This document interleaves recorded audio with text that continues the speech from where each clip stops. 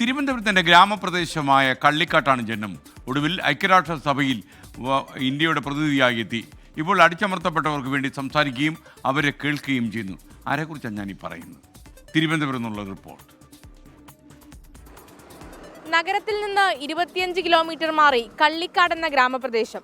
ഞങ്ങൾ ഇന്നിവിടെ എത്തിയത് വെറുതെയല്ല, മറിച്ച് ഈ കള്ളിക്കാട് എന്ന പ്രദേശത്തെ ഐക്യരാഷ്ട്രസഭ വരെ അടയാളപ്പെടുത്തിയ രാധാലക്ഷ്മിയെ പരിചയപ്പെടാനാണ്.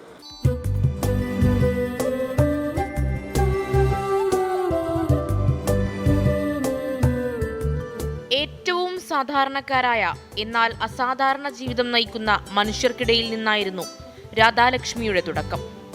എന്നും കേട്ടിരിക്കാൻ ഇഷ്ടപ്പെട്ടിരുന്നത് കൊണ്ട് തന്നെ മനുഷ്യർക്കിടയിലേക്ക് ഇറങ്ങിച്ചെന്നു.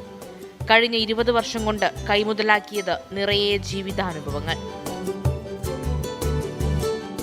എനിക്കിഷ്ടം മനുഷ്യരെ കേൾക്കാനായിരുന്നു. പ്രത്യേകിച്ച് സ്ത്രീകളെ കേൾക്കുന്നതിന് വലിയ ഇഷ്ടമായിരുന്നു കുഞ്ഞുനാൾ മുതലേ.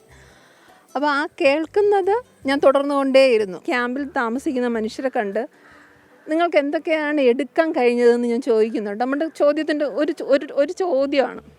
അതിൽ അവരെന്നോട് പറഞ്ഞു, മാഡം ഇത് 3 എന്നാണ് പറഞ്ഞത്. അപ്പോൾ ഞാനിങ്ങനെ നോക്കുന്നുണ്ട്, ഇത് 3 എന്താണ്? അത് 3 അവരുടെ മക്കളായിരുന്നു.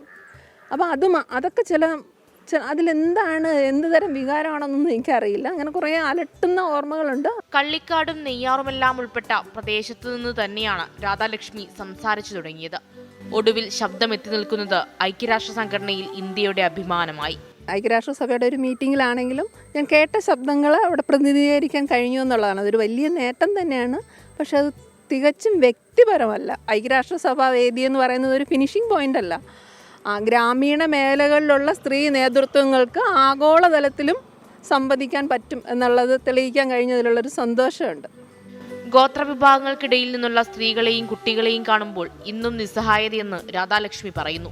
തന്റെ മക്കളുടേതുപോലെ അവരെയും സ്വപ്നം കാണാൻ പഠിപ്പിക്കുന്നു.